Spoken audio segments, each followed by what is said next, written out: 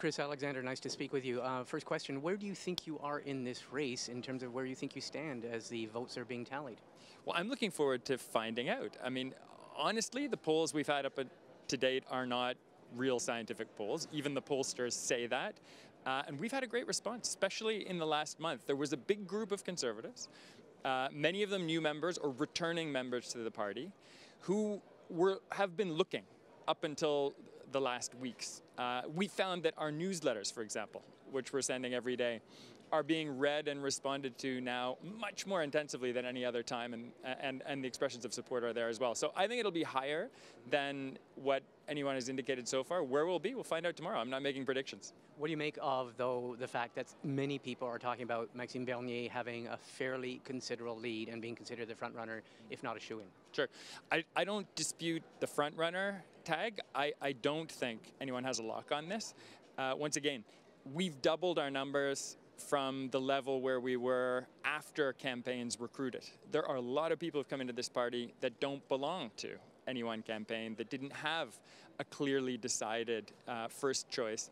And we'll have to see how many of those vote, how many of the people, Maxime and others, we signed up vote. It'll really depend. I think it's going to take many ballots, and the combinations and permutations are totally unpredictable because of the complexity of this preferential ballot. Quick question, though, a last question about Maxime Bernier, and that is several of his major policy planks are real departures from Conservative Party policy on healthcare, on supply management, supporting supply management. What do you make of that, and where it would take the party? Well, that's exactly the point. I like Max. I like many of his policy proposals taken individually on their own merits. Taken together, it is a high-grade, high-octane libertarian program. Canadians aren't going to buy it. And I don't think we as a party should be going in that direction. That's an element of our movement. The broad movement, the whole party has to reflect Canada, and that's not the program that's going to win in 2019. A lot of this campaign saw a comment on Dr. Kelly Leitch's position on immigration, but you also have staked out a position on immigration. First of all, your thoughts on how her proposal for value screening went, and also your proposals, which, because you've actually criticized her approach during debates. Well, I think her approach is totally wrong-headed. It sends the wrong message. It's unworkable. Interviews for every visitor to Canada, give me a break. We will lose business. We will not do ourselves any favors in terms of security. It's responding to people's worst instincts. And it's all not telling the truth about what happened over 10 years of Conservative government when we had the highest levels of immigration in Canadian history, the most tourists, the most international students, the most visitors, and we did all of that safely. So we're the party of immigration. We're the party that historically has kept the economy so strong that we could justify these high levels of immigration. We improved the system tremendously. We reduced abuse. We focused on economic immigration. That's what I'd like to see happen. I'd like to see us go, if the labor market remains tight, if we're growing strongly, up to 400,000 new immigrants a year, and focus 70% of that on economic immigrants, younger people, to help us meet our demographic challenge, while remaining generous to refugees and being the #1 country in the world for safe refugee resettlement. We can do all of that.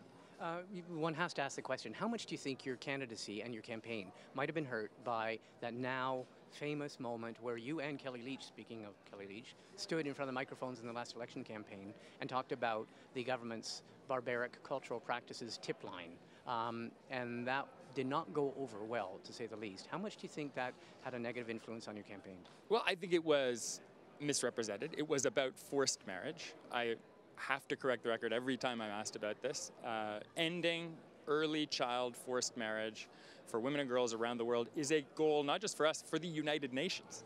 And of course, we want to see it end in Canada. Our measures were sensible to be tougher on that score. They were supported by the Liberal government in the last Parliament. And that announcement was definitely timed wrong, delivered as part of a losing campaign, a terrible campaign on the whole.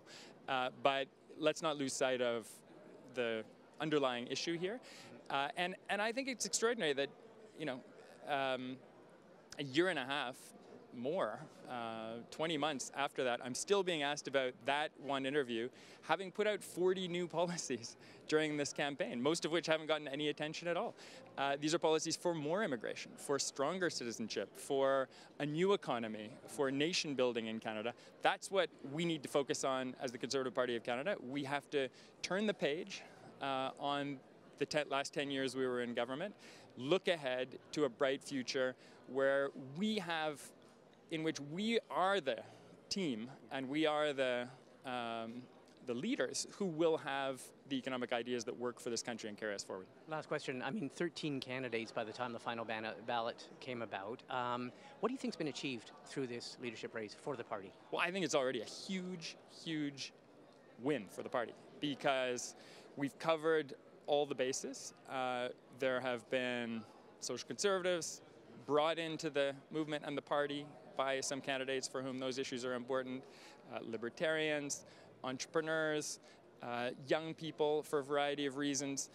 And we have brought in a whole new generation of Canadians who have never been involved in politics to give us 260,000 members, the most that our party has ever had. I think any party has ever had paid membership as part of a leadership campaign. I think that's a huge gain for democracy and for the momentum of our party. We just need to use it. We need to use the breadth and the depth that it gives us to come up with a platform that reflects that. And and that's going to take leadership, obviously. Okay, Chris Alexander, thank you very much. Good luck, and thank you for speaking with us. Thank you, Martin. Pleasure.